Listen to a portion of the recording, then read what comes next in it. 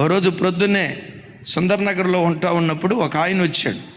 జరగబోయేవి చెప్తాం, జరుగుచున్నవి చెప్తాం, జీవుడు ఏ దిక్కుకు వెళ్ళాడో అవన్నీ చెప్తాం, చరిత్ర మారుస్తాం, జాతకాలు మారుస్తాం, జాతకాలు చెప్పబడును. సడన్గా నన్ను చూశాడు. అంటాడు, అయ్యగారికి రాజయోగం ఉంది, త్వరలో దూరదేశం వెళ్ళబోతున్నాడు అన్నాడు. అని ఒక్కసారి మీ చెయ్యిస్తారా, మీ జాతకం చెప్తాను అన్నాడు. నేనేమన్నాను తెలుసా?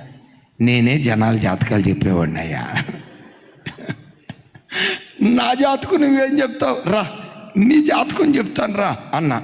లేదు ఒకసారి చెయ్యండి, జాతకం చెప్తాను అన్నాడు. నేను అన్నా, యేసయ్య చేతిలో నా చెయ్యి ఎప్పుడైతే వేసానో, యేసయ్య నా చెయ్యి పట్టుకొని ఎప్పటి నుంచి అయితే నడిపించటం ప్రారంభించాడో, నా జాతకం తెలుసుకోవాల్సిన అవసరం ఇక నాకు లేదు. నా భవిష్యత్తు నా దేవుని చేతిలో పెట్టాను. నా క్షేమాధారుడు నేను ఆరాధించేది